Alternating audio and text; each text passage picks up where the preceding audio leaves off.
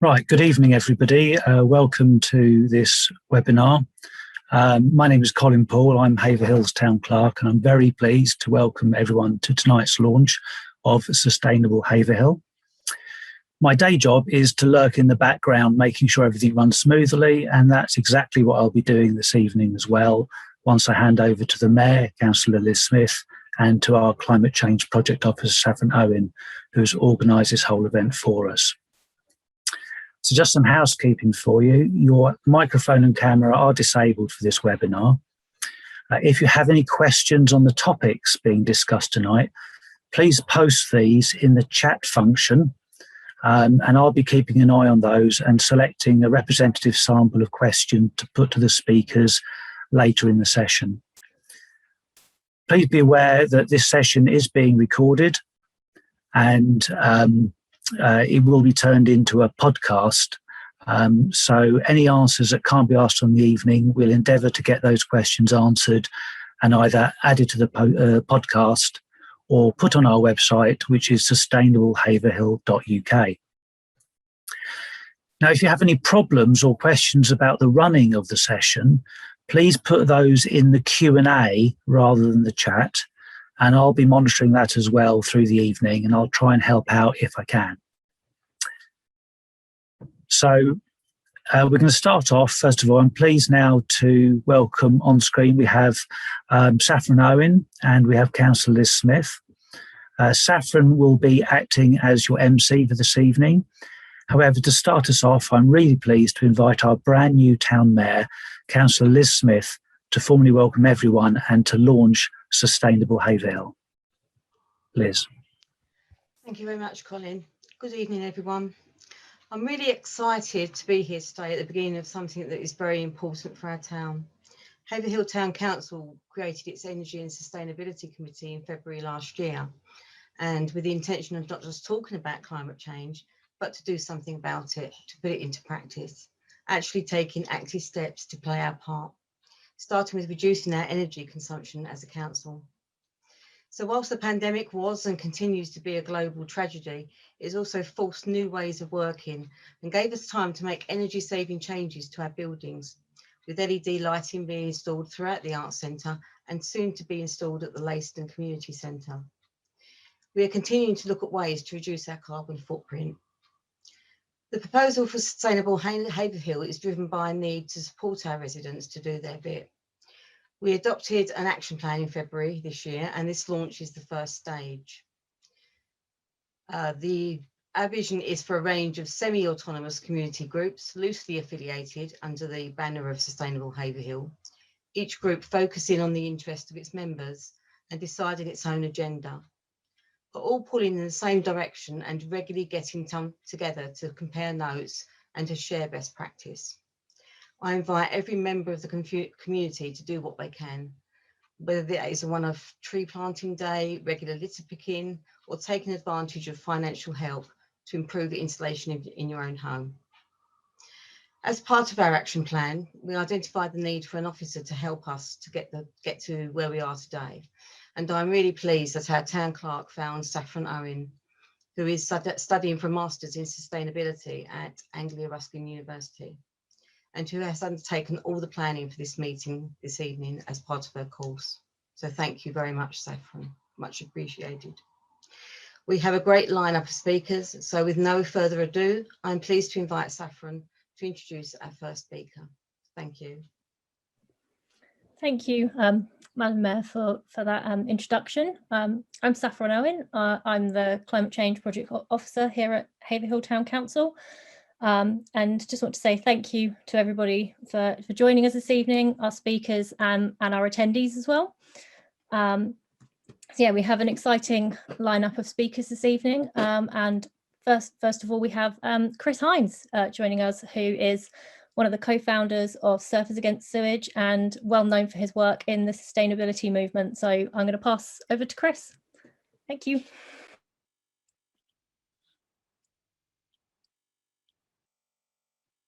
Hello, everybody.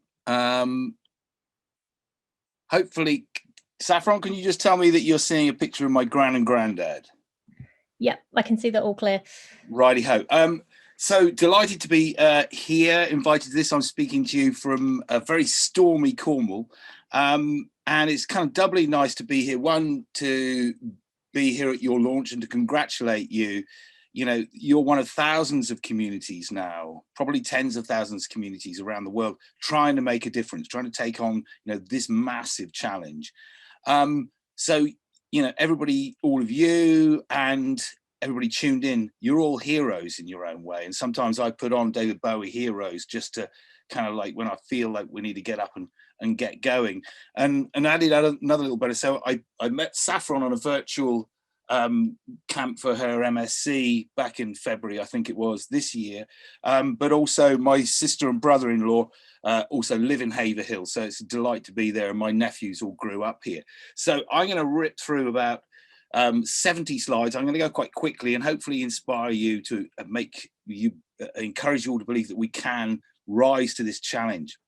So this first picture, this is my gran and granddad 100 years ago on their wedding day. And this is my great niece and my great nephew. And these are the two people who, when I get up in the morning and I go out and campaign for a better world, these are the people who I regard as my clients, this generation. We need to make sure the planet is in a great place for them to inherit, so they have the quality of life that we've been lucky enough to have. But also they reflect a time scale. And if you think of those 100 years from my gran and granddad 100 years ago to Rowan and Sophie, and then you go forward to 100 years time, is the canteen in Star Wars actually beyond us? I was born in Plymouth, grew up on the edge of Dartmoor. Lucky enough, my parents always used to take us out into the natural environment, rock pools, Dartmoor. They instilled a love of the sea and surfing, and I'll come back to that in a minute as to how that drove me, and a love of trees, even to the point where I lived in one for 2 years. No, I didn't really, but it's a great picture. But that love of nature has instilled in me a desire to protect it, because if we care for something and value it, then we value it and we will do something to protect it. Now, there's a great quote, and I use this quote often. This is Alice Walker, who wrote the book Colour Purple, but an amazing females' rights campaigner, eco campaigner. Activism is the rent I pay for living on the planet. So the little story very quickly of Surfers Against Sewage. We started out in 1990. This is our local beach, Porthtowan. And I have a House of Commons Select Committee report down there where it's referred to as Porth Tampon because of the dreadful state of our coastal waters.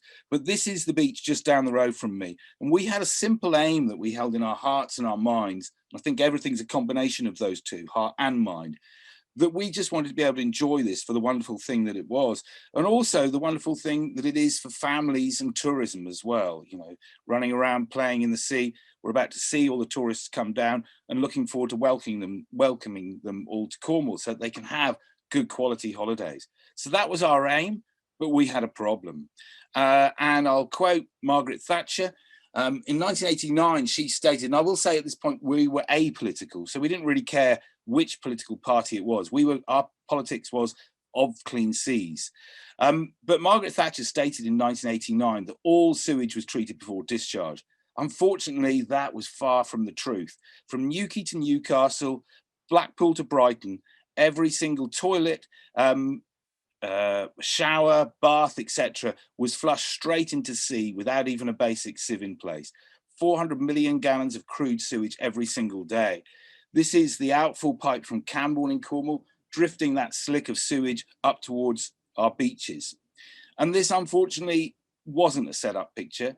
This is a panty liner with a lump of human feces. That was the state of our rock pools. That was what fired us into action, to try to campaign for our world to be back to the way it should be. Now, it's easy to whinge. But what we realized was that we had to go out and find the solution. And we looked high and low, and instead of building long sea outfalls that just would have pumped the sewage further out to sea, we found that on the island of Jersey that they'd installed this thing called ultraviolet light disinfection.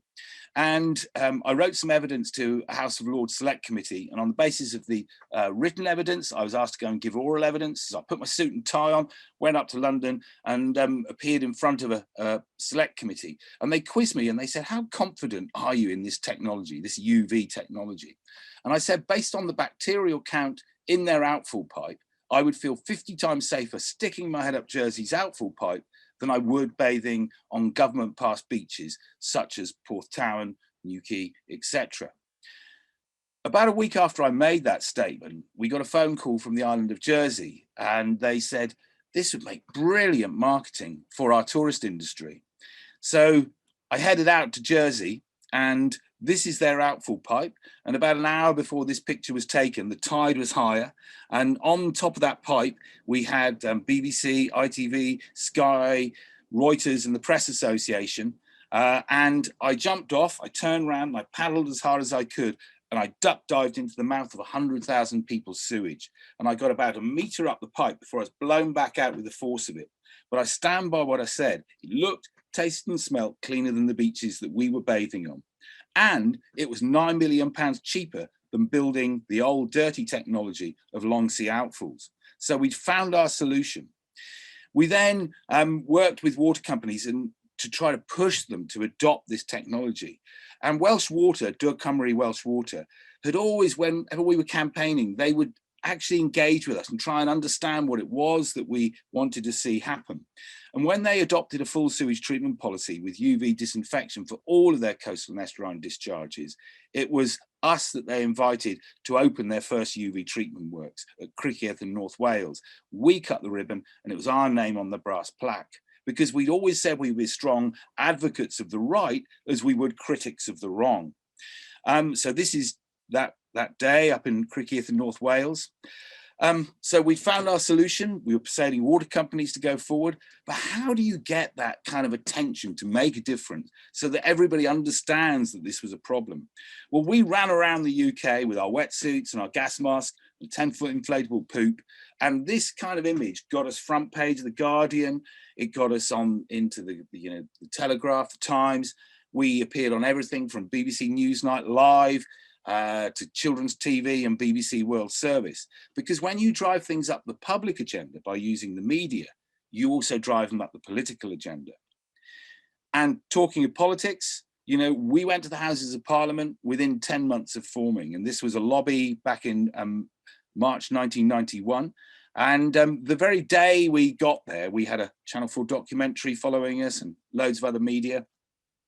And the day we got there, the government announced a £2 million spend on research into the health effects of bathing and swimming in sewage contaminated seawater. Research that was ultimately to help prove our case that you were at risk if you were going into the sea and that sewage contamination was there. We used science, we had our mouths swabbed, our blood sucked, and we proved that surfers were 3 times more likely to contract hepatitis A than the general public. Things like astrovirus and gastroenteritis, these things. So that science is really important.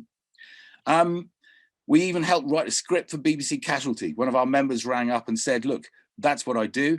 Let's write one. And we helped write a script for BBC Casualty when it was going out to 14 million people on a Saturday night, primetime TV. And it was our story. And we used the law as well. So sometimes people used to say, well, you just used to run around with a 10-foot inflatable poop. But no, we were multifaceted, intelligent campaigning. And these two lovely ladies, we judicially reviewed our council. We offered the council a chance to issue an abatement notice against South West Water.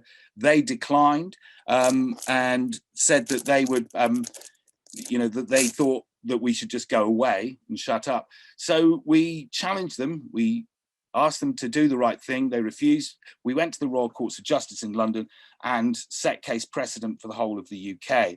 And footnote to that, these two lovely ladies, Sarah on the left and Rachel on the right, they were both single mums and had left school with no qualifications. Sarah went back and ended up being a teacher at a local primary school. And Rachel on the right is Dr. Rachel Shelley, Doctorate of Marine Studies. We bought shares in every single water company. That gave us complete right of access to their annual general meetings.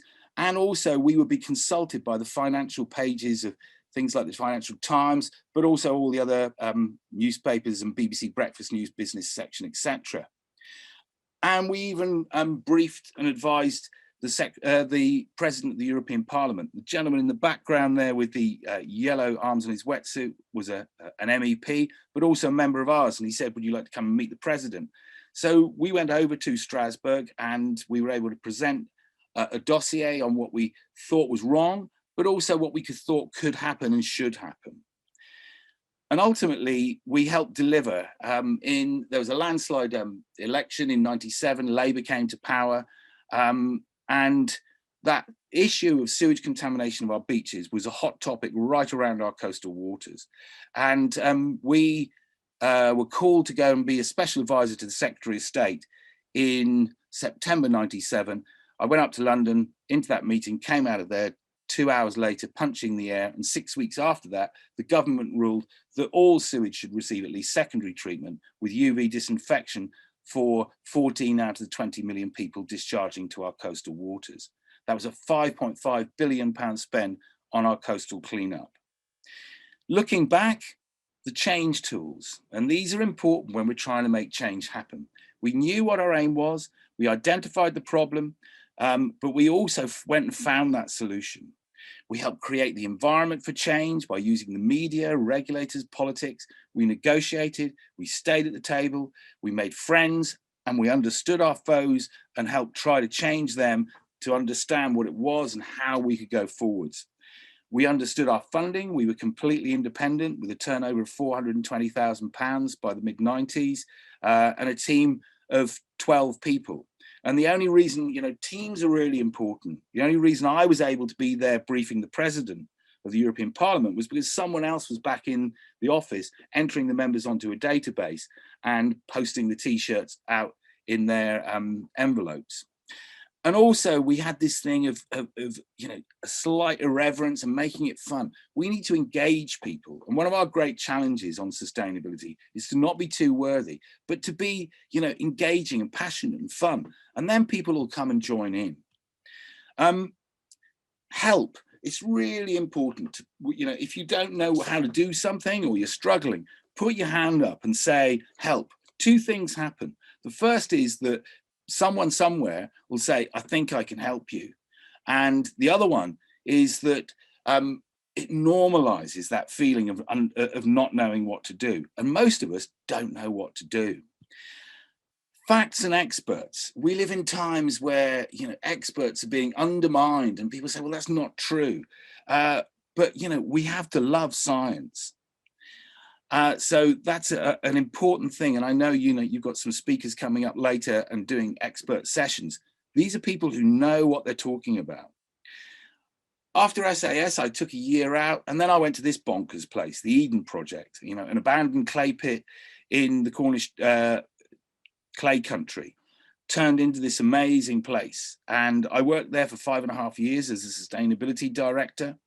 And I went there and worked there to understand how all of us, all 7 billion of us, can live on this amazing planet in harmony with each other, but also the planet.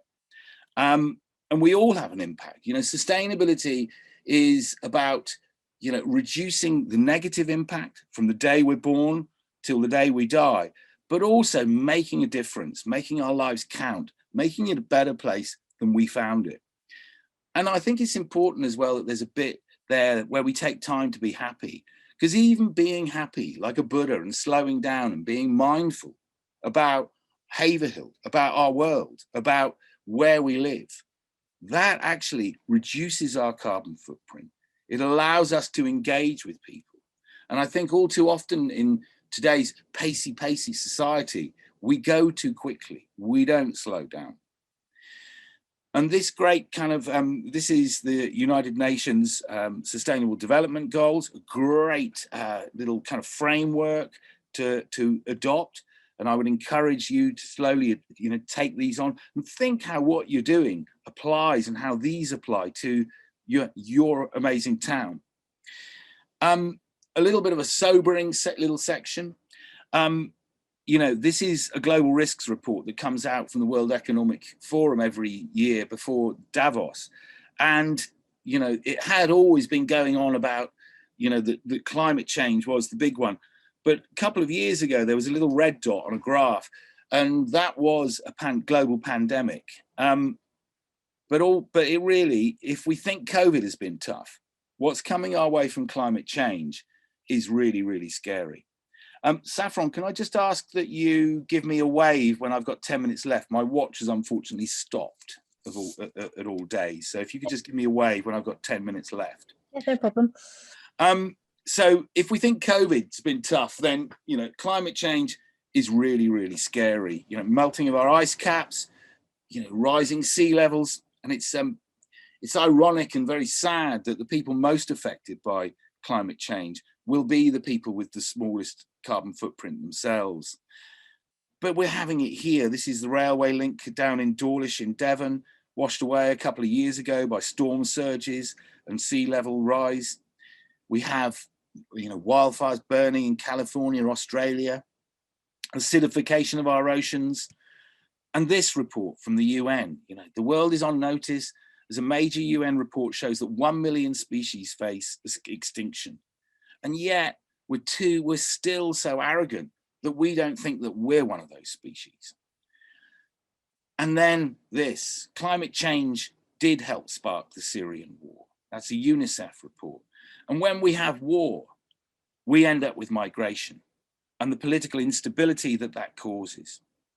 So again, you know, if we think that it's been tough, what's coming our way if we don't all unite and do something about this is scary. But we can do it. And some of the kind of models that I use and that are being used to look at making our world a better place. Triple bottom line is a great one. And that's like, you know, we've driven our world too much to where we just thought about profit. But you can actually run sustainable businesses and sustainable communities where we balance people, planet, and profit together in that lovely sweet spot in the middle there.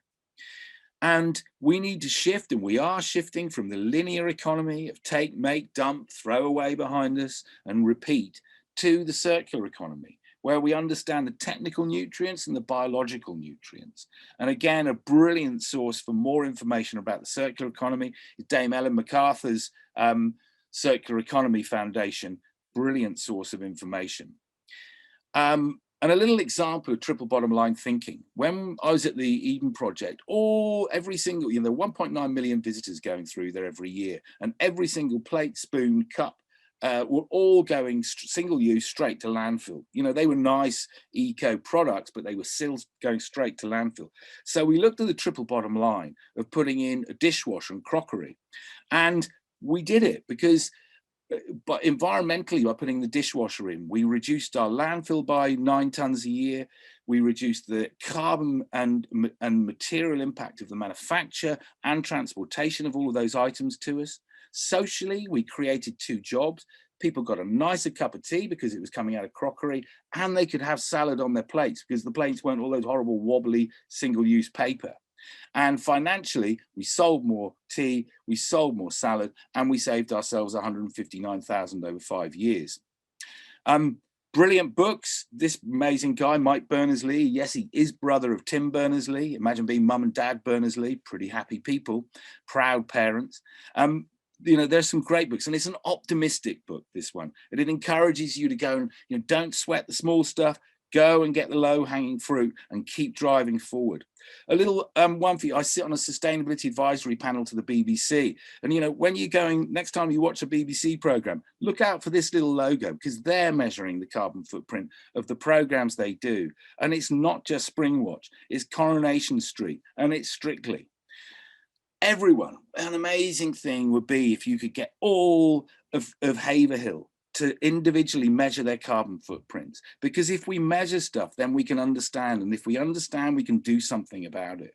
So WWF Carbon Footprint, a brilliant tool. This is mine, and if you look at that, obviously with its COVID, but travel shrunk, but it allows you, and behind it are all these questions and advice as to how to go forwards. we can do this. You know, there's a brilliant quote that says enough energy hits the face of the planet every year, every day, to last its inhabitants 25 years. But people sometimes say, oh, you know, wind turbines, they're big and horrible and they're inefficient. But if we hadn't had the tiny little phone, have I got 10? About 7 minutes. Okay, if we hadn't had the brick-sized telephone, we never would have advanced to the slick little phones we got. So we're in this state of progress. We need to invest in our technologies. And, you know, community energy. Is it beyond the realms of imagination that Haverhill would have its own community energy project? And there are some great organizations out there who can help you go and get the funding to build your own solar or your own wind or a combination of the two. This is one in Germany, but Saffron, if you come to me, I'll let you have that organization. They're great people, and they've raised over 50 million for communities so far to go and do that. But also our housing. You know, can we make zero housing? Can we raise that standard that gets planning permission? And then a whole load of things. And, you know, switch to renewable energy, turn the heating down, put on a jumper, use less water, turn the when the kettle, all of these things, plant trees, do washing at lower temperature. We can do this. But a massive one is just turn the lights off. This is, you know, Europe, Northern Europe from outer space. It doesn't need to be this bright, especially when no one's moving around. And we will shift to a plant-based diet because it has a massive impact. And I'm not saying don't ever eat meat, but if you're going to eat meat, value it, pay the real price, and shift increasingly to a plant-based diet. You could be a plastic-based community. You know, Surface Against Sewage isn't just coastal, it's reaching into inland areas. And I know you've got some talks on litter picking and things, but you could be a plastic-free community. This little shot from Change the World for a Fiver, it's about all of us. We have more in common with each other than separates us. And, you know, that's really important. Age, gender, race, religion, we actually have more commonality than splits us. I know you've got a brilliant talk coming up on this as well. I'm just going to hold up. Here's my, you know, I've got 100 little tiny oaks have popped up this year, and I'm giving them away to everybody I can. And this thing of evidence showing the health benefits of access to good green spaces, improve mental health and well-being, reduced obesity, increase longevity of your life, and people feeling healthier. And if they feel healthier, they feel happier. And this will also see stuff like a reduction in crime, a reduction in domestic violence, etc., etc. And, you know, this, again, I act as a little mentor to this lady who put this together, friendly benches. So these are little tiny benches that you set up in the heart of a community, and they're a meeting place, but they're green. And, you know, you can grow your own herbs for those houses around it. Last few slides. This is a bill that's going through Parliament at the moment, being pushed through by Lord John Bird, who of Big Issue fame, and it's the Future Generation Bill, and it's saying that, you know, decisions made by bodies like Haverhill Town Council shall consider and take into consideration the benefits and the impacts on future generations. So, kind of wrapping it up. We need, you know, we have a version of the world that is sometimes feels like it's imposed on us. And we need to use every tool that is used to sell that version of the world.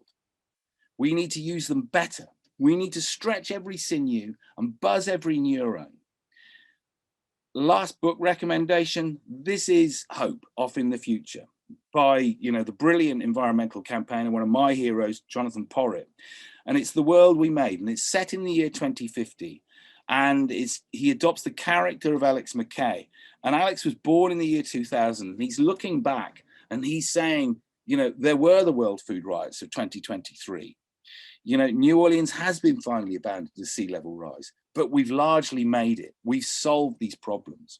And being Jonathan, everything in there from, you know, our health systems, our food, our energy, etc. It's all referenced. It's all a possibility. It's all doable. To conclude, the 21st century needs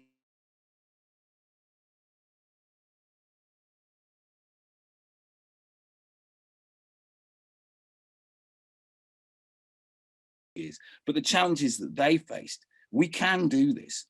Tension is good. It helps drive change. So long as there's no, we would never had a single arrest at SAS, but I jumped over a fence with my wetsuit on, gas mask on my head, and someone lobbed the 10-foot inflatable poo behind me, and I ran across a car park, and I got within a meter of Tony Blair when he was Prime Minister, and I was able to say, you do realise that if you do a poop while you're in Cornwall, Mr. Blair, it's going straight in the sea. And he said, very interesting, I'll note that down. Be light and quick. If you're 70% sure it's the right thing to do and the 30% isn't going to kill anybody or cause any harm, keep moving. Be attractive. As I said, we need to get everybody to come. Believe that the human species can do anything. Be passionate, believe, be optimistic, and challenge the norm. And if you don't think you can do this, then remember that a bunch of surfers with no campaigning experience at all, and I even failed my A-levels at school, but we helped turn that into that and that. And a bunch of dreamers at the Eden Project turned that into that and that. We will win. Thank you. Thank you so much, Chris. That was really good. Thank you so much for sharing your expertise and your experience with us. We really hope that we'll be able to create an environment for change here with Sustainable Haverhill, and I'm sure we'll be discussing some more solutions tonight in our taster talks. So just a reminder to everyone attending, if you have any questions for Chris or for any more of our speakers, sorry. Yeah, just pop them in the chat and we'll be able to get to them at the end of the evening and put them to the panel. So now a really quick thought as well, Saffron. It suddenly struck me as well that post-COVID, obviously I can come up and see you because I'll come up and see my sister. So I can actually come and meet you all real time. Yeah, yeah, that would be really good to see people in person again. Now to start our taster talks. The first of our talks this evening is by Richard Frost from one of Stowmarket's tree wardens, and he'll be talking to us about tree planting. So I'll just pass over to you, Richard. Thank you, Saffron. I'm not sure how I can follow Chris's masterclass in presentations, only to say that it's a real privilege to be here. And I do hope that this event really sparks a lot of actions. I think I want to first link Chris's passion with the oceans and coasts in the context with trees. Humans have always depended on the oceans for its resources and for trees. So it's all about resources in a sense, and how we value these resources. And over time, we've got a pretty bad history of that. Our ancestors obviously depended on trees for everything: housing, fuel, fruit, nuts, and so on. And then with agriculture, cleared most of the wildwoods and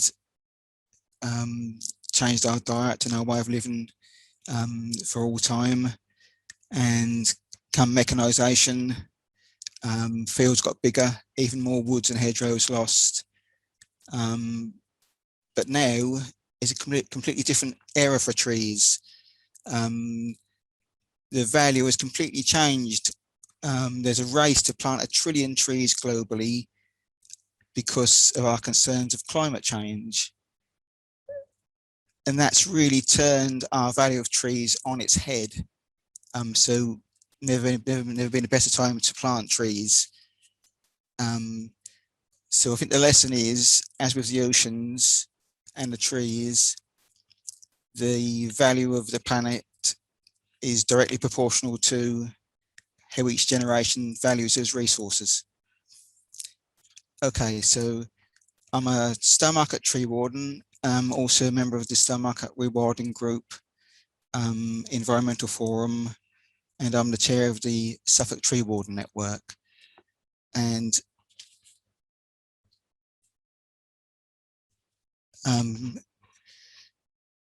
I've been pretty passionate about sustainability since I was about 10 years old. I don't know if anyone can remember John Craven's News Round.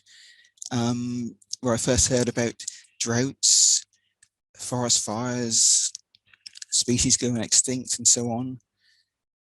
And every decade since then, those stories seem to have got worse.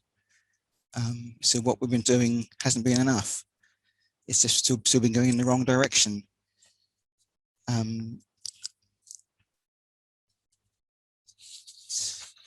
Sorry, excuse me, I'm working from a script. So I'd like to tell you a bit about how the Suffolk Tree Warden Network can help with tree planting in Haverhill, I hope. We're affiliated with the Tree Council, who are a charity, and they're the national umbrella organisation promoting the planting care of trees from local to national level. We also work in effective partnerships with the Woodland Trust and Suffolk County Council. And over the last planting season, so November to February, we've planted over 20,000 trees across Suffolk. And that's been in gardens, woods, farms, factories. The PPG factory this year, for the first time we planted lots of trees there. So in an urban town like yourselves, very similar to Stowmarket, there are still opportunities to plant trees wherever there's land. A really important thing we've started this year is small nurseries. We've established 20 nurseries with the help of Suffolk County Council across mainly mid-Suffolk. Local nursery is important because of the provenance of the trees. Getting local seed cuttings from trees that have grown in the climate where you live, those veteran trees, those old trees are going to have the best genetic ability to cope with the stresses that they find. And of course, those stresses are increasing. So the provenance of the trees we plant is really important. A really important point about tree wardens is that they work at community level. They're the eyes and ears of the community's trees. They work with the local organisations. They're a link with the people and the council.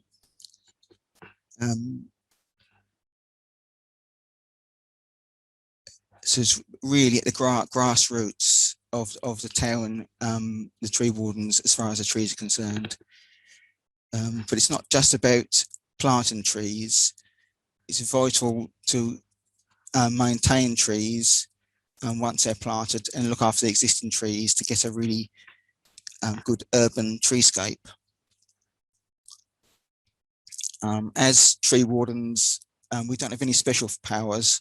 We can't say a tree is safe or dangerous or resolve a dispute, but we work closely with tree officers and other professionals who have the expertise to make those decisions. We do bring trees that members of the public are concerned about to the attention of the councils. And an example in Stowmarket recently was there's 3 sycamores growing against a wall, and the wall was beginning to crack. The tree officers and the building authorities were concerned about the wall and said that it would damage the wall, so the trees will have to come out. But as tree wardens, we put forward that they could replace those trees, perhaps with some to celebrate the Queen's Green Canopy.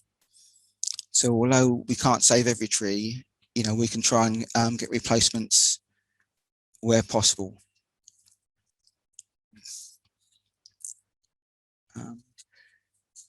A great advantage of tree planting is, unlike most sustainability incentives that are controversial and expensive, such as buying an electric car or a air source heat pump, that's a hard thing to do.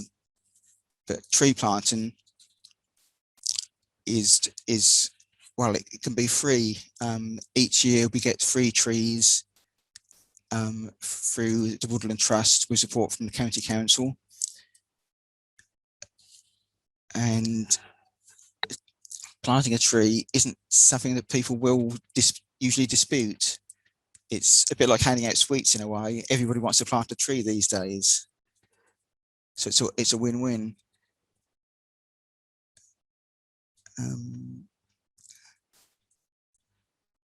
Because the importance of trees is something that everybody now agrees with. Tree wardens also work in different ways. Some work closely with their parishes, councils and other organisations to develop planting schemes and plant trees. Others prefer to work individually, just looking out for trees, checking for illness, those sort of things, and just want to sort of do it on their own. So it's a role that can suit an individual's needs, really. So some activities that we carry out are obviously the planting and caring for trees, collecting local seeds to grow, surveying trees, checking for diseases, working with local groups and schools, and so on. In Stowmarket, we currently have 5 tree wardens. So that enables us to have eyes and ears across most of the town and become involved in more projects. And I believe that that's what Haverhill is looking at, having a working group of tree wardens who can cover the town, because it's far too much to do on your own.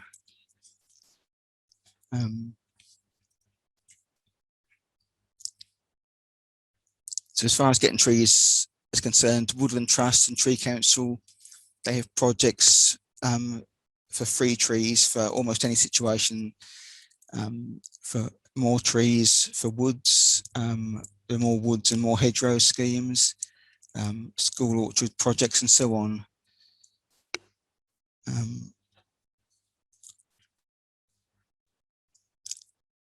But yeah, word of warning, you can't save every tree. A lot of trees are planted in the wrong place, too close to properties, or the property perhaps 30 years ago had permission to be built near a small tree, and now the tree's matured, you know, the roots are getting under the house and problems occur. So as I've said earlier, you know, we do need to use the advice of professionals where those situations arise. It's also about using one project to benefit another. For instance, on some farmland close to me, the hedges had, you know, the plastic tree guards, the spiral guards that they put on trees to protect them from deer. They were put on these trees perhaps 10 years, hedgerows about 10 years ago, and they're still on there because nobody removes them. If you drive down our carriageways where the sides of the road have been planted with conifers and other trees, there's tree guards everywhere, they're not being removed. So I've offered the farmer that if I get a working party to remove the tree guards, the expectation is that he'll plant more trees and fill in some of the gaps in his hedgerows. So that's getting me in with the farmer, and he's bitten my hand off for that offer, because obviously the tree guards, when they get older, they become brittle, they snap off, and they add to the plastic pollution of the countryside. So I think it's very much about joining projects up, so that you're completing this the cycle in a way, but getting rid of the tree guards and getting new trees and hedgerows as a reward. One tree we could save in Stowmarket is a horse chestnut, and it had leaf minor moth on it, and the owner wanted it taken down, and so it went to the council. But we were able to say that the leaf miner moth isn't a threat to the tree. It does blotch the leaves, but the forest research publications on this say that we shouldn't be felling these horse chestnuts, or there'll be no horse chestnuts left. All we can do is sweep up the leaves each autumn to reduce the prevalence of these leaf miner moths. So other councillors had also found it out, so that tree was saved. So it's really interesting working with trees as well. There's a lot to learn about them. And the more you learn, the more you want to learn. So I think that's enough from me. Do enjoy your trees. I think they're quite magical. Okay. Handing back over to Saffron. Thank you for that, Richard. I definitely agree with you there on the tree front. I'm sure a lot of us agree that trees are really wonderful, and it's great to hear that 20,000 trees have already been planted in Suffolk. Hopefully, Haverhill will be able to add to that number, as well as looking after our existing trees. If you'd like to hear more about trees, Richard will be running a talk next Friday to sort of have a bit more of an in-depth discussion with everyone. And we're also looking for some volunteers to become tree wardens. As Richard mentioned, Haverhill probably will need quite a few just because of the size of Haverhill. Now on to our second taster talk of the evening. We have got Kate McFarland from the Suffolk Waste Partnership, who'll be talking to us about recycling waste, recycling and reducing household waste. Sorry, Kate, over to you. Hello, I'm clicking. Okay. Hello, thank you very much for inviting me along. I'm a member of the Suffolk Waste Partnership, but I actually work for West Suffolk Council, who are one of the councils that work as part of the partnership. So my name's Kate McFarland. I'm a Chartered Resource Manager, which basically means I really like to talk rubbish. It's one of the things that I feel really passionate about, and something that I've been interested in for probably getting on for 20 years now. My interest in waste really kicked off when I was at university, and I learnt about inbuilt obsolescence in electrical products, which basically meant that manufacturers could build a product that they knew wouldn't last, that was unrepairable, and that basically meant that more people would have to buy replacement items, and really just not offer any kind of environmental offset for that product, but just meant that more products were being wasted, more resources were being used to create the product, and for no reason other than greed.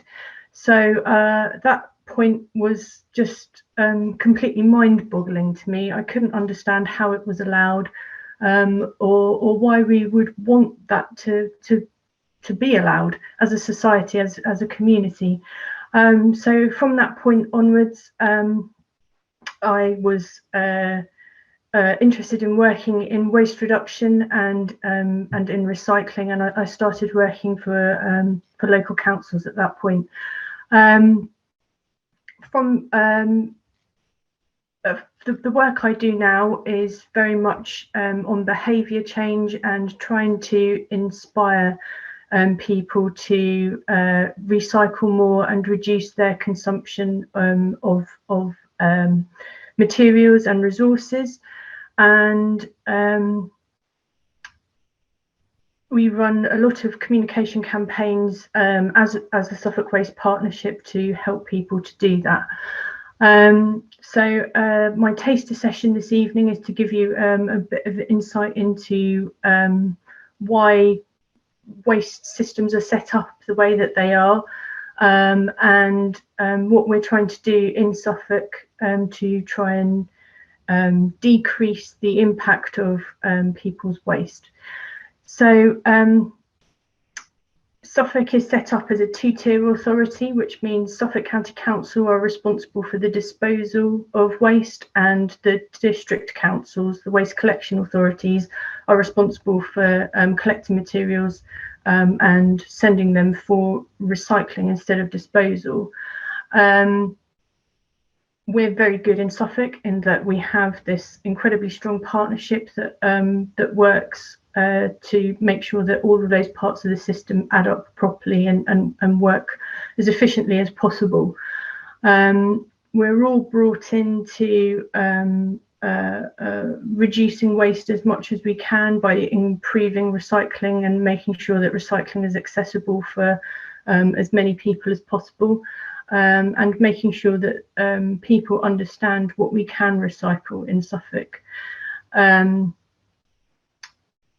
Working in waste, I hear the question, can't we just, or can't you just, very frequently, and rightly so. Waste is an extremely regulated industry, and it is extremely regulated because waste management is hazardous. Any kind of waste can cause damage to the environment, and so we have to make sure that it is regulated so that that damage doesn't occur. In Suffolk, we gather a lot of data, and the decisions we make about how we deal with waste are all data driven. So very frequently, I think it's every couple of years ago, we organise regular bin kidnappings around Suffolk. So there'll be people driving around in vans in the middle of the night and kidnapping bins off the sides of the road. Obviously no bins are harmed in that process, and the people that those bins belong to know that it's going to happen in advance, and we have their permission to do so. They're not warned that it will be their specific bin, but we tell them that their street has been picked, and they're allowed to opt out if they don't want to be part of it. But it's a really important thing for us to do, because it means that we're able to look at the composition of what is in people's bins and make really evidence-based decisions about what we can do to help people reduce their waste, but also what we can target for recycling. So in Suffolk, we base all of our decisions based on the waste hierarchy, which has reduce at the top of the list, moving down to reuse, recycling, energy recovery and disposal. In Suffolk, I think everybody will be happy to know that none of our domestic waste goes for landfill anymore. All of it is sent for energy from waste. So we are recovering the inbuilt energy that's in things that we're throwing away. So landfill sites are basically just giant storage facilities for a future problem. If a landfill site is managed properly, then there is no biological action, there's no degradation of materials within a landfill site. And when there are biological actions happening within a landfill site, that's where you see the gases that quite often on top, which is the landfill gas flues. Sometimes that gas is harvested and fed into town gas schemes, so you would use it just as part of your gas supply.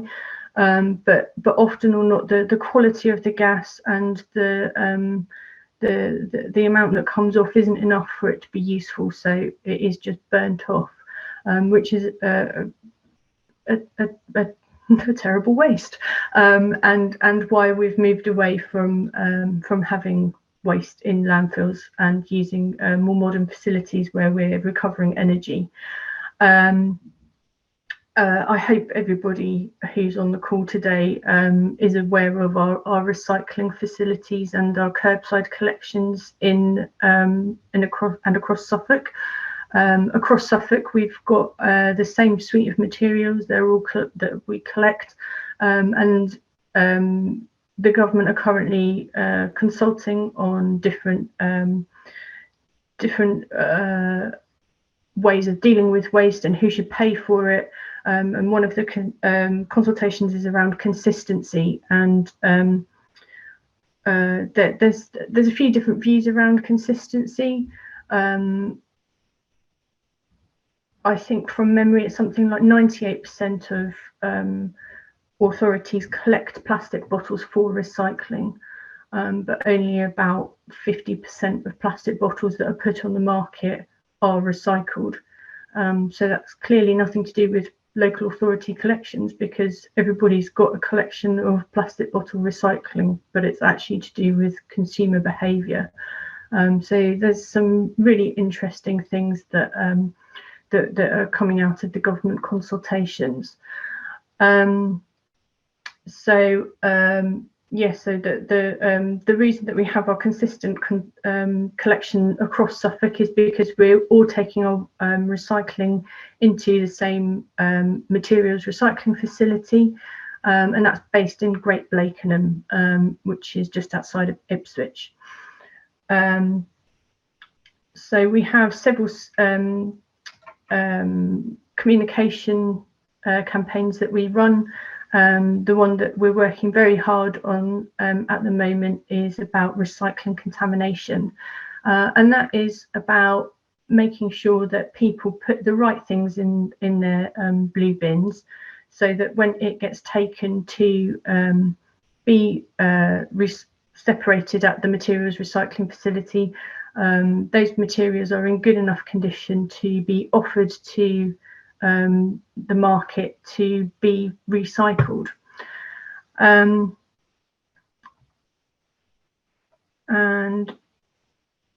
we also run the garden waste collection service in West Suffolk, which collects garden waste for recycling. That is all composted at Red Lodge, and I'm just trying to be quick now. We also have obviously a very wide network of glass banks. I've just seen a question come in about glass and Tetra Paks, and that is all part of the consistency consultation. So from 2023 we will see what we are funded to include in our collections, but I'll be able to talk a lot more about all of these things in my session on Monday night. Thank you, Kate. That was really great to hear about your personal journey getting into recycling and waste, and also about the bin kidnappings. That's something I've not heard about before. It's quite interesting. Yeah, as just to reiterate, Kate, there'll be a full in-depth talk about recycling and a bit more of a discussion on Monday night at 7:30. So more details will follow on that. And now we're going to hear from Oliver Imwell-King, who is an energy and carbon management consultant, and tonight he's going to be providing us with some insight on saving energy and renewables. So I'll pass over to Oliver. Thank you, Kate, and hello, Oliver.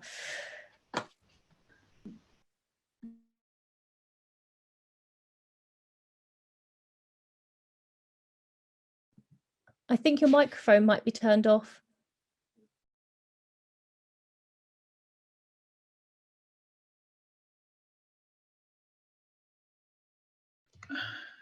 Can you hear me? Yes. Brilliant. I thought I tried a fancy headset, but that was a bad idea. Okay. Thanks very much for having me tonight. It's really, like you said, it's really great to hear Kate's journey, and I had a similar sort of approach, really, and also a similar level of geekiness. Can you see my screen okay? Yep, that's all. Everyone? Yeah. Brilliant. And I could talk about energy and renewable energy and greenhouse gas emissions until everyone fell asleep, but I'll try and be quick and brief. So I tried to give an overview of many different elements with a view to giving you more details at a later date, and hopefully I'll give you some links and things to look at, and different web pages as we go through. So yes, so as Saffron said, I am the energy advisor for West Suffolk Council, and I mainly work on non-domestic buildings, but we have a team, and I'm part of the team, and we look at all sorts of different elements of energy efficiency and greenhouse gas emissions and sustainability. So I've just got a few slides that I'm going to go through, and I thought I'd start first with looking at the net zero challenge, and then carbon footprinting, and then sort of move through some of the energy topics.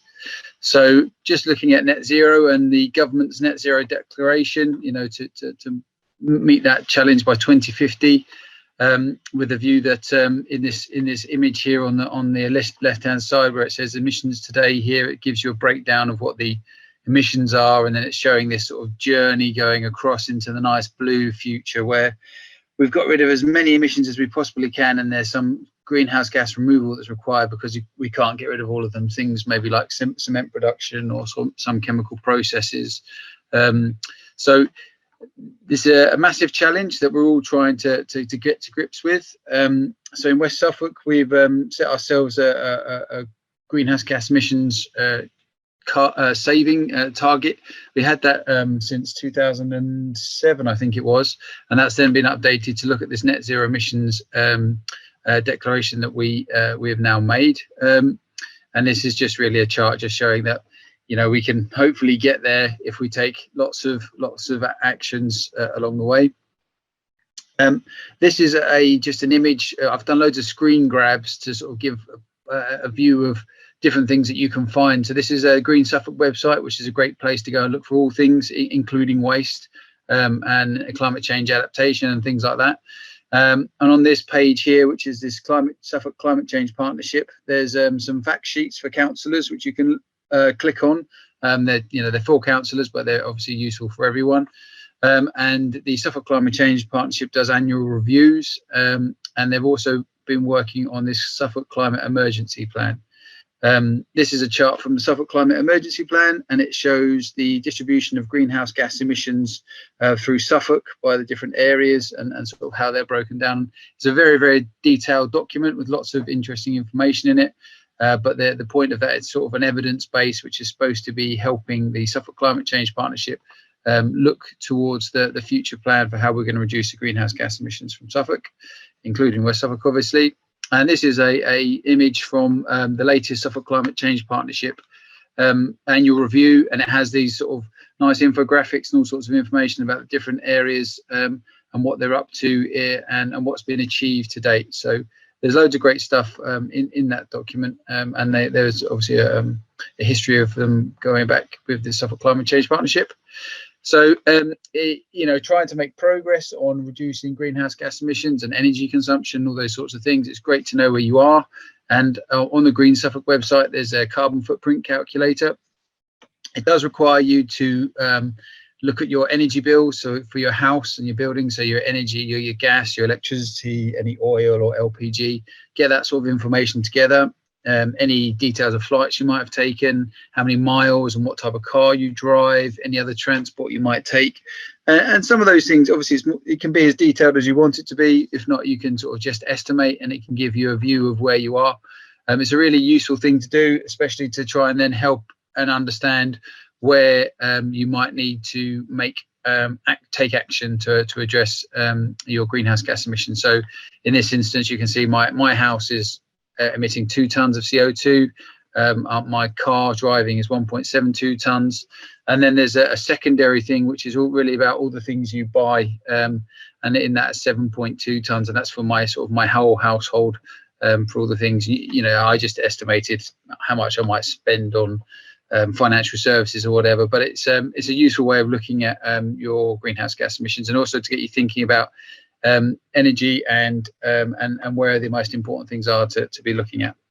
So I love these diagrams of heat losses from buildings, and this one's just I like the colors of it, but it shows that you're getting a lot of heat loss from our roof, a lot of heat loss from our walls, we have some through the floor, and then also through ventilation and through the doors, and ventilation through ventilation, which is from the door, and then the heat loss from the window. So one of those things about I want to save energy, and then you think, I'll replace the windows, but actually the windows are only 10% of the heat losses. So really looking at insulation of the walls and the house, and even just making sure that your door fits well and that you've blocked up your chimneys and all those sorts of things could have a greater impact than looking at your windows.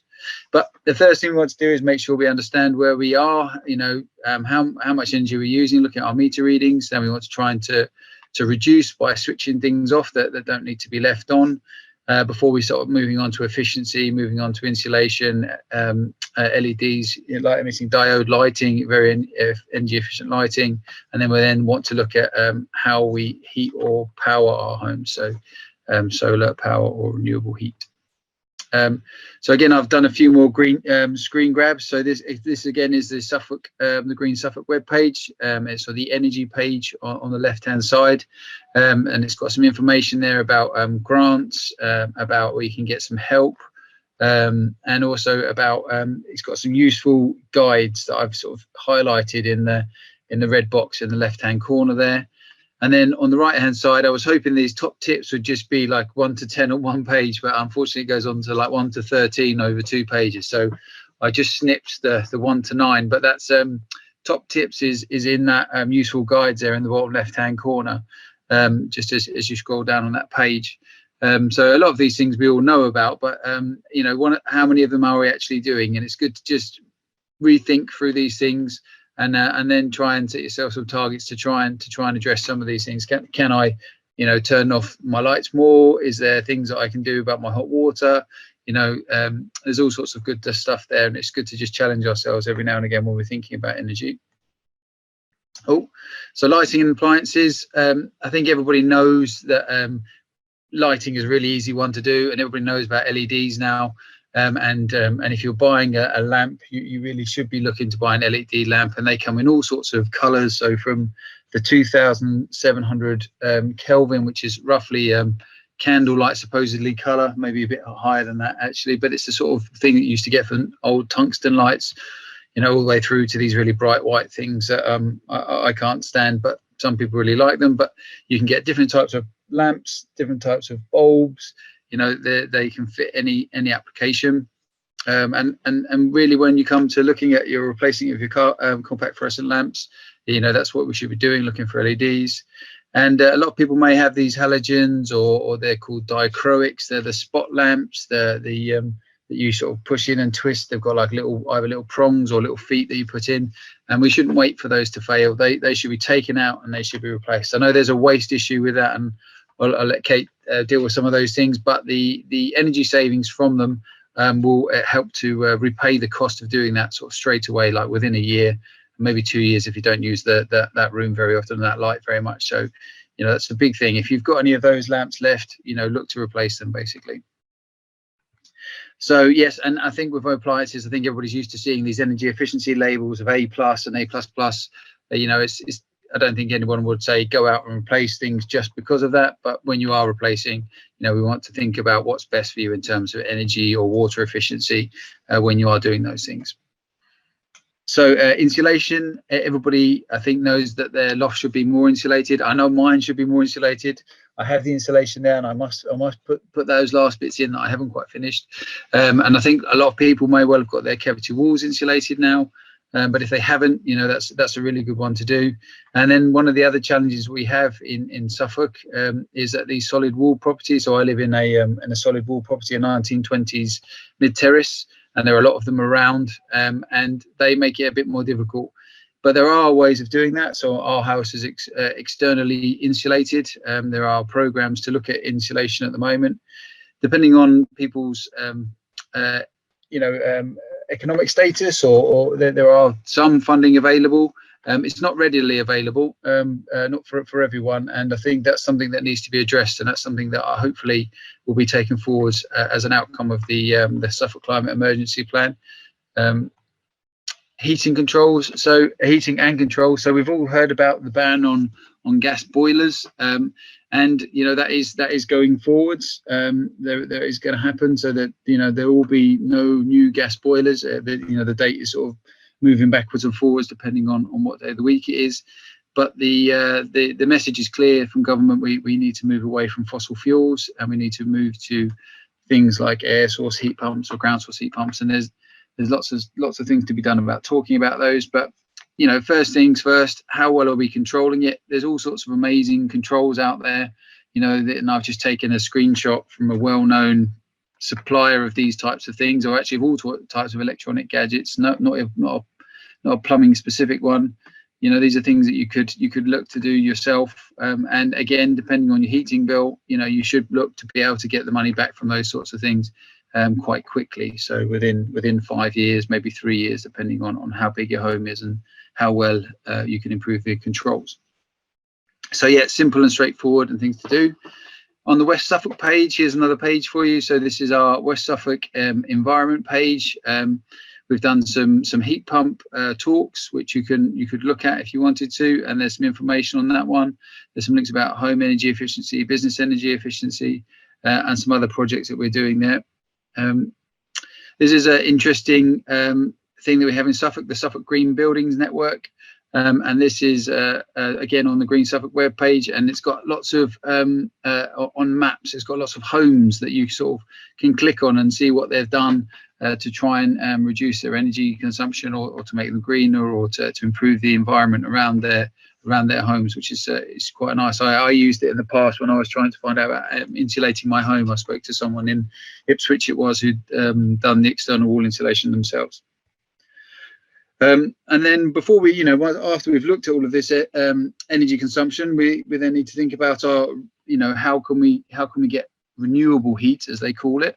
And the domestic renewable heat incentive, which is the subsidy from the government, is still available. It'll be available until March next year. So you can get payment for 7 years from the domestic renewable heat incentive for installing air source heat pumps, ground source heat pumps, solar thermal panels, biomass boilers, those sorts of things. You can then get some money from the government for doing that. So I have done this from my home. I have an air source heat pump on my home, and I get paid around £690 a year or something, so maybe slightly more than that, to help me pay off the cost of the installation of the air source heat pump.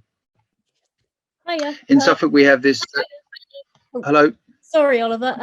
This is really fantastic stuff. We are slightly over time. Is it all right if we save some of this for the in-depth talk next week? Is that okay? Absolutely. That was my last slide. Solar together in Suffolk, and then those things there basically. So absolutely. It is quite a topic to cram into 10 minutes. I know. I was desperately trying to do it, but I kept putting in more slides rather than taking them out. So sorry about that. Yep, thank you very much. That's really great stuff. There'll be loads to talk about next week. So yeah, thank you so much for speaking to us this evening. So as I said, your talk will be next Wednesday if anybody's interested in learning about that, as there'll be lots to talk about. Next, we move on to Kirsten, who will be talking to us about sustainable living. Kirsten is the creator of the Eco News, which is a newspaper which shares sustainability tips and positive stories. So I'll pass over to Kirsten. Hello everyone. So yeah, I have been the starter and creator of the Eco News. So first of all, I'd like to share what the Eco News is. So I have basically created a newspaper that's just all about sustainable living, eco news that we don't hear about. Obviously, it is said about in the news, but it's not shouted about. So I've created a subscription plan so everyone can sign up every quarter. So I've got a spring, summer, autumn and winter edition that I release. It's available printed and digital, obviously because of saving on printing. We don't want to be printing loads of newspapers, so we have the option for digital download. Every newspaper that is sold, we also replant trees. So again, there's a lot of background information that I'll be sharing about my newspaper next week on my taster talk. So yeah, that's basically what I've done. I've set up a whole newspaper about eco news. I support all sorts of small businesses, so anyone trying to be sustainable, opening a business, selling sustainable products. I'm working with people that are writing their own vegan recipes. I'm literally just sharing everything and shouting about everything sustainable. And yeah, my newspaper just covers all topics. So in my in-depth talk next week, I'll be sharing about easy household swaps, reducing consumption, such as shopping secondhand, big topic as well is sustainable fashion. It's going to be talking about companies that you can use to stop buying fashion, how you can donate, companies out there that have started new campaigns. So another one is how to find out if you're being greenwashed, and I'm going to talk about how you can see through that and what you need to look out for. And another big thing of mine is also growing food, being organic, supporting your local farms. So yeah, I'm basically here to shout all about it. And I also have a kids version, which I have also released. So recently this has been going into a few primary schools. It's basically full of activities for them to get involved in, work together on how they can recycle, reduce waste, grow tomatoes, learning about the planet, and just basically giving the younger generation like that first kick to helping our planet, because obviously they're the ones that are going to make a difference. I also have started going further than the UK. I have actually started shipping a few to California. A lady, bless her, found me on social media, and she basically bought my first copy and took it over there, and now I've sold a few more over there. So yeah, I'm hoping that the Eco News will help you all with sustainable living, giving you top tips. So I'll go just through a few examples of what was inside a few of my editions. So my first edition, I created a tick list, which basically is just like a monthly guide for you to make like a sustainable change. Because one thing that I have quoted on the front of my newspaper is, I am just one person, said 7 billion people. And basically that means everyone just thinks, I'm one person, how is one thing going to make a difference? But your one thing could make a big difference. And that's why I thought a simple tick list for you to all complete at the end of each month. I also share amazing businesses. So these people I've worked closely with, and they're all small businesses around the UK who are trying to make a difference. And basically I just work with all of them to help them and get them known out there. You've got going from swimwear to kids' plates, you've got candles, you've got an amazing one that created an eco-friendly sanitizer pre-COVID lockdown. So yeah, there's loads of people out there. I also have,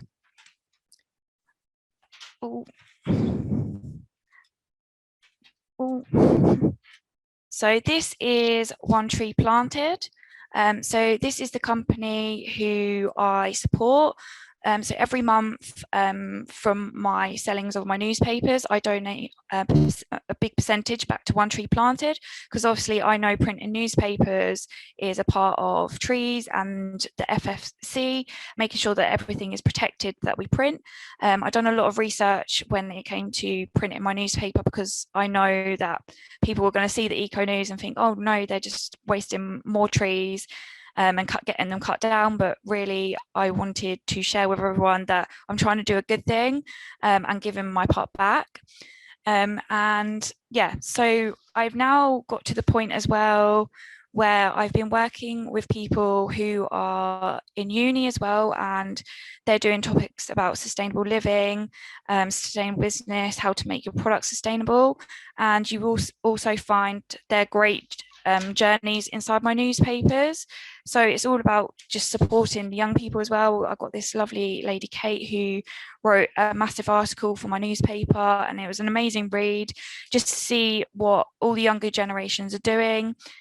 Yeah, and basically just want to just keep shouting about that you don't need to do loads of things to make a difference. You just need to make those little changes in your life, because we all live different lifestyles and it's hard to know what the right thing to do is. So yeah, basically everything that I write about is to give you top tips and inspire you to make changes, get your kids on board.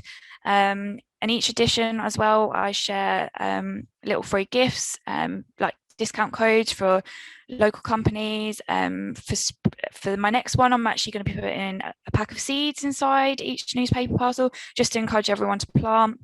And yeah, I'm going to also share about what local communities are doing. So here in Haverhill, we're obviously trying to come together to plant trees, recycle more, and I just want to share about that as well, and show people that I'm doing my part in my area and encourage them to do their bit in their area. Yeah, so you can subscribe to the newspaper every quarter. I'm also about to release a monthly newsletter that everyone can subscribe to as well, because I found that releasing it every quarter, people actually wanting to know more news, but bringing out a newspaper every month is quite a big task. So I've now decided that I'm going to be doing a newsletter as well to share with everyone, so everyone can read news every month instead of every 3 months. And yeah, I basically will keep sharing as much news as I can. So if anyone has any news about what they're doing, or if there's a company that you're about to set up, yeah, please do get in contact with me. And yeah, I will be doing a much bigger talk next Thursday. So yeah, I hope you all join me.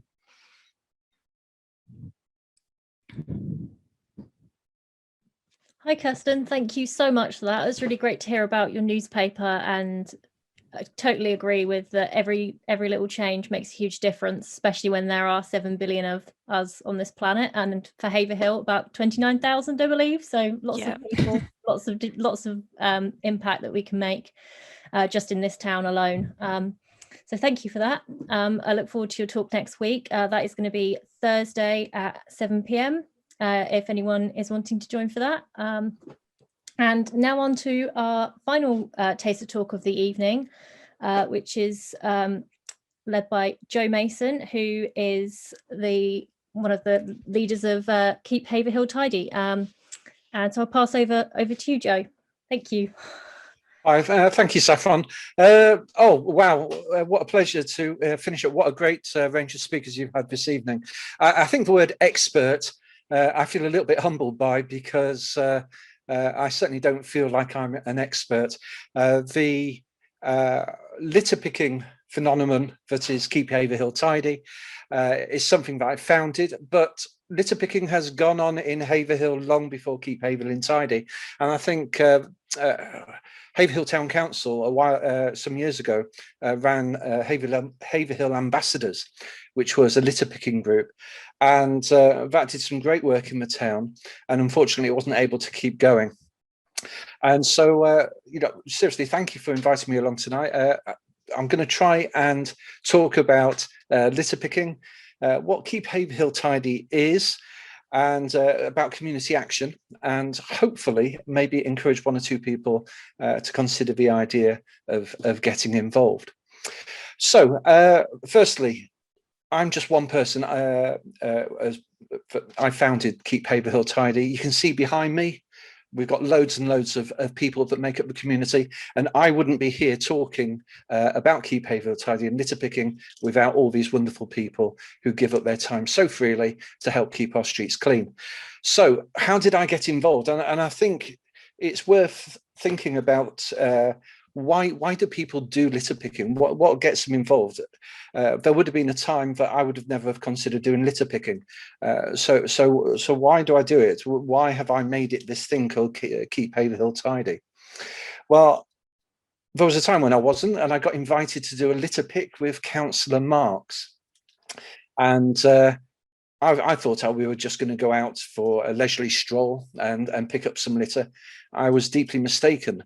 About an hour and a half later, from spending loads of time in the bushes getting at the hard to reach litter, we came out bedraggled and a little bit scratched and a little bit worse for wear. But the amount of litter that we pulled out of the hedges, it really impacted on me in terms of, wow, legacy litter. It's not just for casual litter that we see on the streets. There's a huge amount of legacy litter that is deep in the undergrowth that is actually damaging the environment. The second thing that really inspired me was the amount of people that were walking by, seeing us getting involved, and doing the litter picking and being really appreciative of it. Anyway, to cut a long story short, we did a little video and we posted it on Facebook. Suddenly we started people saying, oh, next time you do a litter pick, let us know and we'll come out with you. So I took one of those people up on it, Peter Bailey, and that was our first Keep Haverhill Tidy litter pick, because we went to Tesco's. There's a fence along the railway where Tesco's is, and the wind tends to blow litter up against it. And we spent, I don't know, probably half an hour to an hour picking up litter, filling up a number of bags. And we sat down and we had a coffee, and I came up with this idea of starting a Facebook page and a Facebook group. And to be honest, the rest is history. And Keep Haverhill Tidy has been a huge success. We've got 870 members at the moment. And whilst 870 members doesn't mean that 870 people go litter picking, that's 870 people that care about litter on the streets. And a good number of those people do go out and help improve our locality. So why is it a success? It's not really a short answer. Firstly, there's a wide appeal. There's different sorts of litter picking that people can fit into their daily lives. And there's different ways that people can get involved. You can do a lot, you can do a little, occasional, and you can do frequent. So people sometimes fit it into their daily routine. If they go out for a walk, they'll take a litter picker in a bag with them. You get the occasional picker that maybe do it once a month or even less than that. People do it whilst they're dog walking, taking their children to school, sometimes social walks. Litter picking is a great social activity. People meet up, go to an area, have a good chat, set the world to rights, pick up litter and leave a place cleaner than when they found it, which is absolutely superb. And of course, we do group events. We've held lots of group events where you can see in the pictures behind us, we have cleared huge amounts of waste off the streets. And we've found knives in children's playgrounds, and we've found syringes, and we've found, fly tipping in places where you wouldn't have thought it would have necessarily been. And so collectively, I think we probably picked up over 1,000 bags, if not more, of waste off of our streets. I think the other good reason to really get involved is it sends a really clear message to our children. You know, the message, we are custodians of our environment, and we then pass it on to our children. And if we don't care, if we don't look out for it, if we don't say the message that actually this is our community, we need to look after it, then we can't necessarily expect our children to think of the same way. So I think it's a great opportunity to teach our children about caring for where we live. Are there any advantages? Absolutely. Great exercise, wonderful for your well-being. It certainly de-stresses me, and it's contagious. Yes, it is. It is most definitely contagious. We have litter pickers now who have been with us from the start. In fact, we've got litter pickers who've been doing it for years, and it's just part of their routine, and we all care passionately. But you'd be mistaken if you thought that Keep Haverhill Tidy is a litter picking group. It is not now. It's far more than that. What we've managed to do is create a really positive forum for celebrating acts of litter picking and community action. And it's not run by one person. So Keep Haverhill Tidy, yes, I founded it, but we have a whole team of moderators who answer questions and support and praise and encourage. And it's evolved from massively from that first litter pick that Peter and I did back in 2018. And a number of those members are also councillors, although you wouldn't necessarily know because we don't really talk about the fact that we're councillors particularly, but we're there mostly because we're residents like you, and we care passionately about wanting to make a difference to the community and make our spaces cleaner and safer for all concerned. So what else has Keep Haverhill Tidy become? Well, it's become a conduit of information. So residents now can raise concerns about waste and overflowing bins. And I had somebody report a metal pipe sticking out of the ground. Now that's not waste, but it was dangerous. And we were able to report that and get that fixed reasonably quickly. Well, it was the next day because it was dangerous. But what's beginning to happen now is on the Keep Haverhill Tidy page, there are telephone numbers and there are reporting procedures. So what we're beginning to do now is create an environment where people can feel empowered to actually do the reporting and are beginning not to come to councillors, which is great, and are beginning to actually report it themselves. Now, the councillors are always there. If you need a problem or if something's not being fixed, of course, we would be more than happy to support. And we're not alone. So Keep Haverhill Tidy is one thing and all the members are in it, but we've had a huge support from West Suffolk. You know, yes, we've taken probably over 1,000 bags of waste off the streets since we've started, but the West Suffolk staff have really gone beyond Call of Duty to really support us from the delivery of litter picking kit and equipment to helping us with the removal of waste.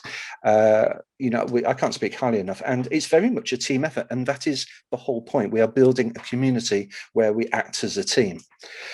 So it isn't just litter picking. It's picking rubbish off the streets or our green spaces.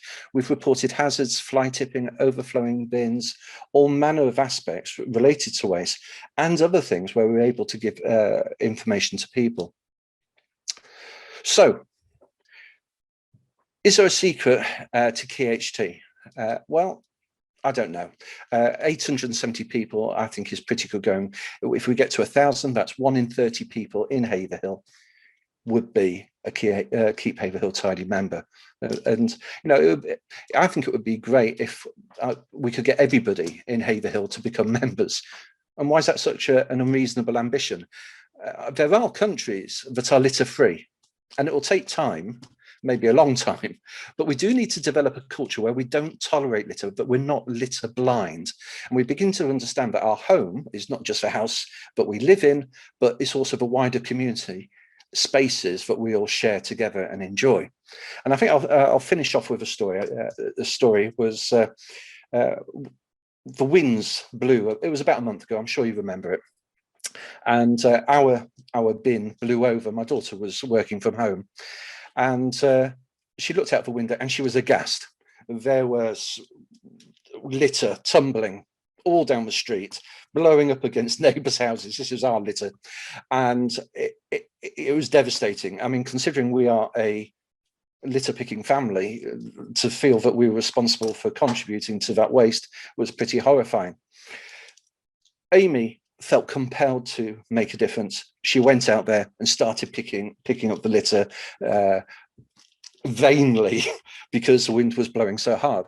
What happened was neighbours saw her. They went out, they helped her. Other neighbours saw what she was doing, went out and helped her.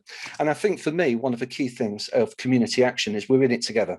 And I'd certainly encourage people to understand that actually a litter picking activity can be insular, it can be yourself, it can be you just going out by yourself, it can be joining, but actually it doesn't matter whether you're doing it by yourself. And we've got loads of people doing that because together we're making a huge difference. And I'd certainly like to see you get on board, and certainly if you want to know about how to get involved, please do contact us through the website. Thank you. Thank you so much for that, Joe. That's really, really great to hear about sort of your personal story, and as well as how well Keep Haverhill Tidy has grown over the years.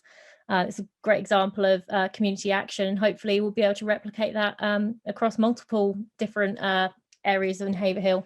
I'd now like to invite all of our speakers to come back onto the screen. That's okay. I should also let you know that our follow-up talk will be on the 7th of June, and it will be held by Amon Sir, who is one of Joe's colleagues. I don't know if Amon wants to turn his camera on. Yeah, he'll be running our in-depth litter picking session. Hi, Amon. Hello, everybody. Yeah, so we're about to start our Q&A session. Colin, have you got the questions ready? I have indeed. Thank you very much to everybody who's been posting questions during the session. So the first question we have is, how can I tell if my new clothes are sustainably manufactured? Kirsten, would you like to answer that question? Sorry, say the question again, sorry.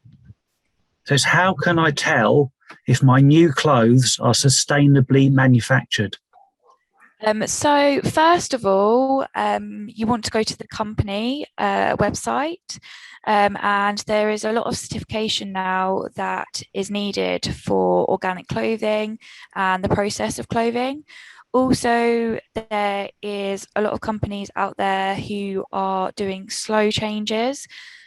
So you need to follow the ones that aren't the biggest companies. You kind of need to follow the smaller companies who are out there first. But another great thing is try not to buy new, try to shop elsewhere. It's quite a hard thing to know if you're buying something that is sustainable, because unfortunately you don't know the story behind every business. But do your research, read into it.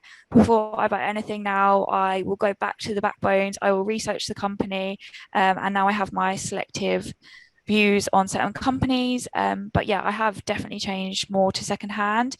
You will also find as well that anyone that is running a fashion company that is going sustainable, it will be that tiny bit more expensive, because the way they're making it is a lot more expensive, because it's a new way of producing fashion.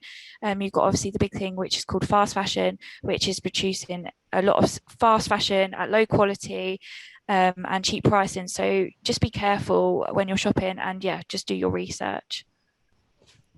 Thank you, Kirsten. Next question, please, Colin. Okay, so the next question we have is, can cardboard be recycled when it's covered with loads of postage labels and sticky tape? Kate? Hi.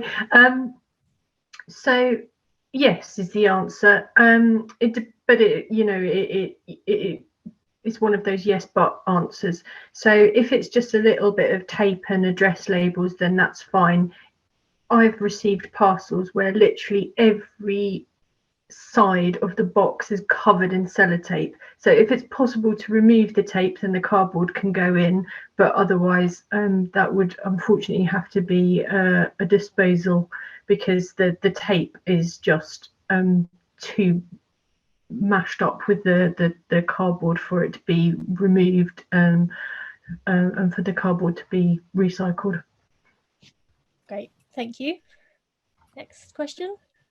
Okay, so this is from somebody who said, carbon neutral is a powerful statement, but carbon zero is the actual requirement if we want to prevent global warming to cause irreversible damage.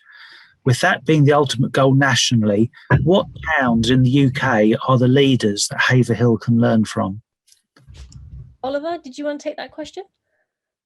Yeah, sorry, what was the last bit? What was it? Sorry, the last bit, what? So it's what towns, I guess, is what towns are really leading that are good benchmarks as far as trying to make their towns not just carbon neutral, Yes. but actually heading for carbon zero. There's, there's lots of great stuff going on. So like, not towns, but cities. So Manchester, Nottingham, Oxford. In terms of towns, it's like Totnes is a great one, isn't it? That's the birthplace of the transition network. I don't know if anyone's ever seen a transition network. So it's something you could look to do as a development of Sustainable Haverhill, where you basically there's a sort of a laid out process to take you from wherever you are, a starting point, to a transition to the future that you wanted to achieve. So and there are loads of good resources and those sorts of things alongside that. So I'm not sure I can give you exact ones. I've seen other ones out there. We are doing quite good in West Suffolk, but yeah, there's a lot more to be done. That helps a bit. Great, thank you. Another question? Yep. Okay. Certainly. How can we stop people from dropping litter in the first place? Joe, did you want to take that one? Or Amon? Well, this is a really interesting and not easy question to answer. I think one thing that I would recommend is that whenever you see someone doing it, challenge them that's what I'm doing. Obviously, you have to be careful with that because you don't know how people react. But quite often, if you see it happening, and you call out this action, then people would pick it up. But obviously, if they are doing it while no one is seeing it, then it's. I don't have an answer to that, unfortunately. Maybe education, begins with young people. Tell them what the impact is for littering. Try to highlight what the action, what it could lead to, and then do it like that. Prevent it happening. But as Joe said, it's not always people dropping litter, but wind picks it up and blows it away. It falls off from trucks. So it's not always people doing it. Sometimes it's just really benign things that happening, and we just end up with the litter on trees and branches.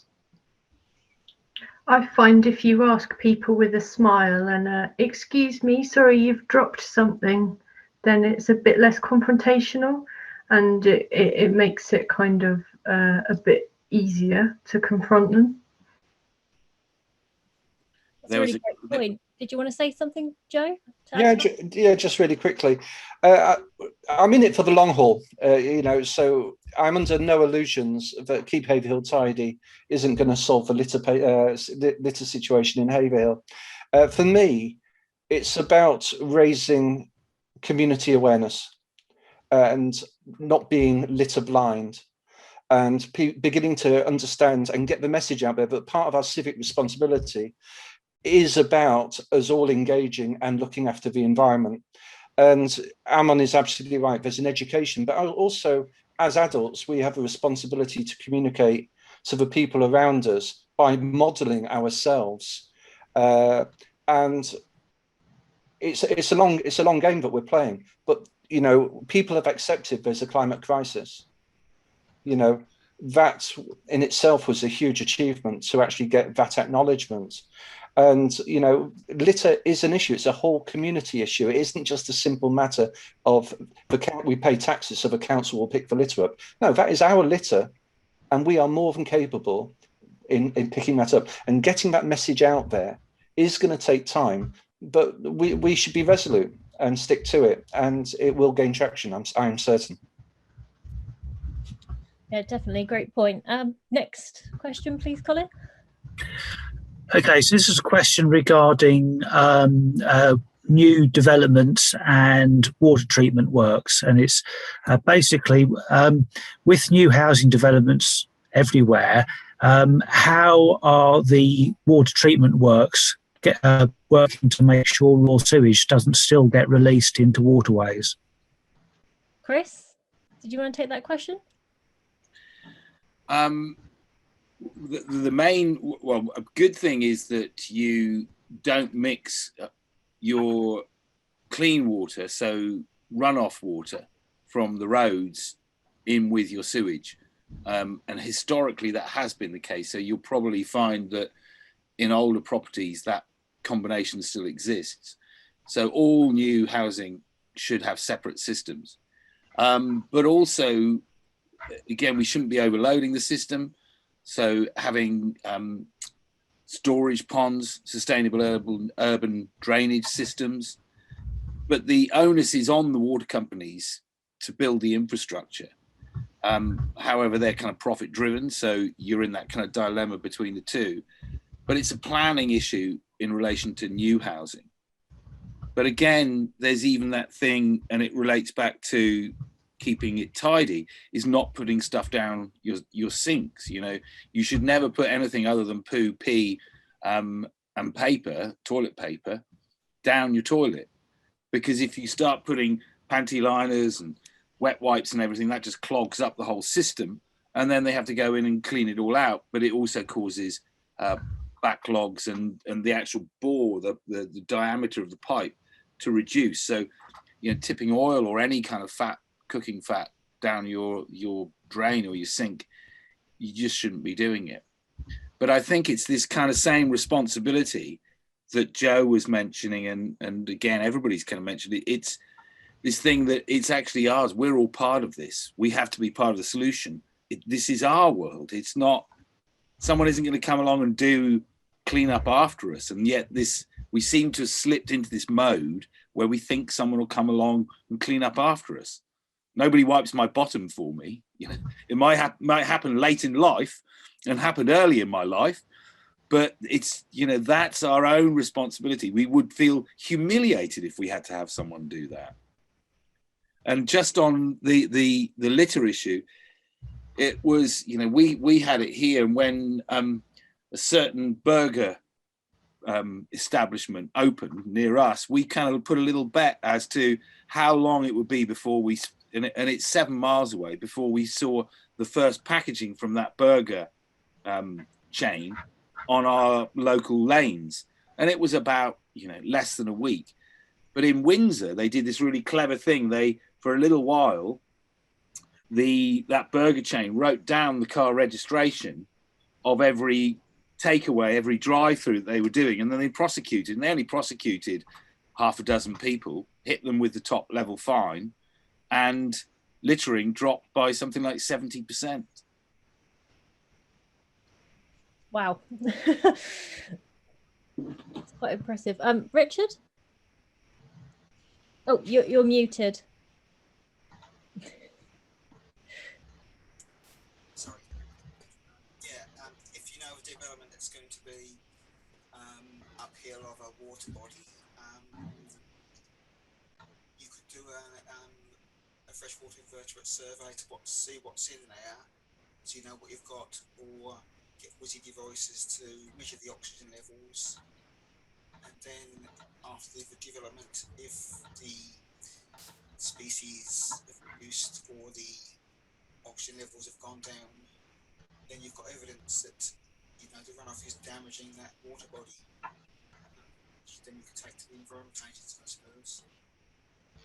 So if you have to know what's there before you can know what damage is done sometimes.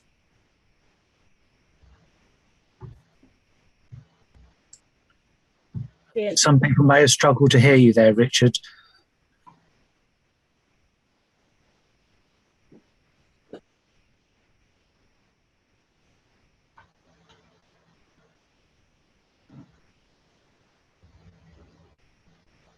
Oh, now you're muted.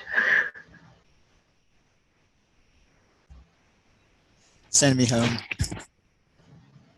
Sorry, I was saying that if you know of a development that's going to have runoff going into a water body, perhaps you could do some freshwater invertebrate surveys to see what mini beasts you've got in that waterway, or even get a fancy device to measure the oxygen levels.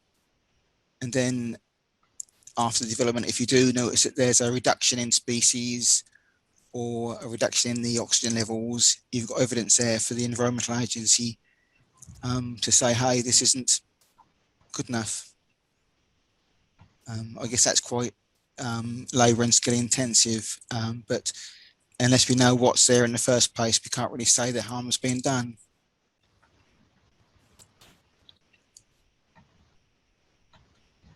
Great, thank you all for the responses to that question. Another question, please, Colin? Yeah, I think this will be another one for Peter. So don't take your microphone off quite yet.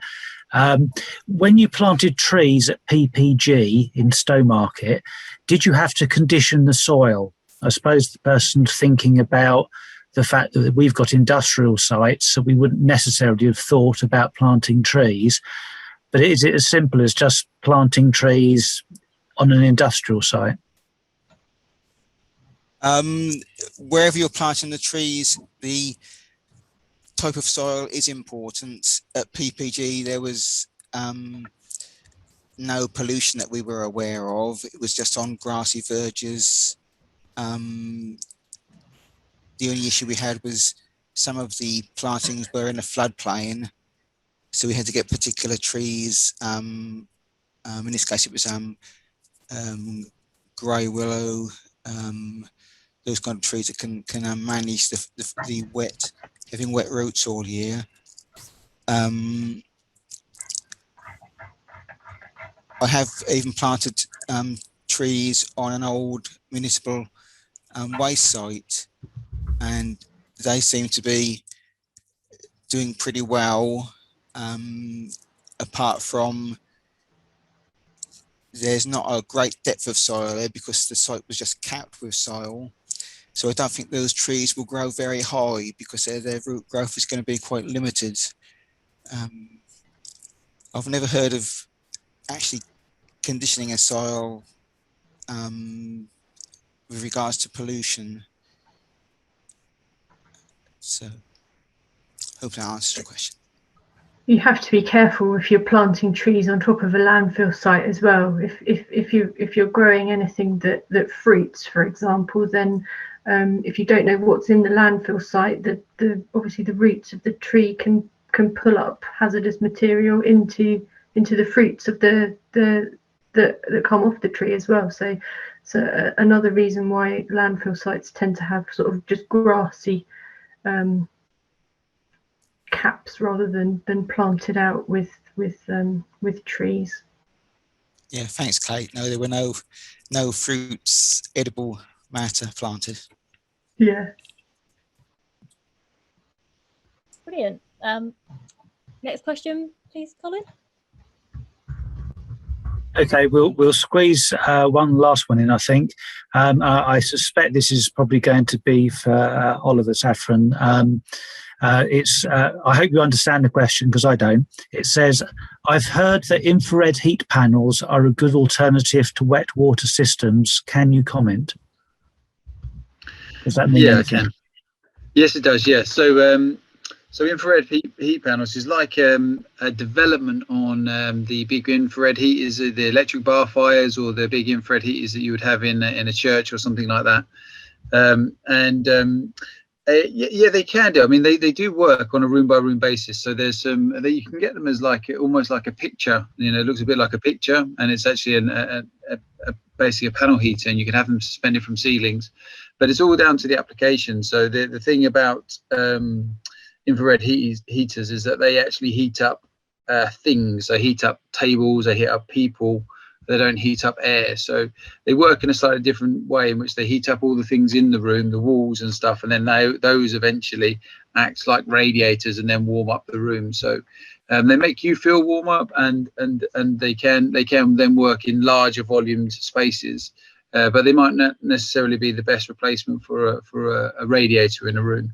But if you've got a large space, you know, if you have a large vaulted ceiling or something like that, or like I said, a church or a big office or something like that, then electric radiant panel heaters can be useful. But I'm happy to help on that one more specifically if you want to talk and contact me or the environment team, and yeah, we can definitely help you with that.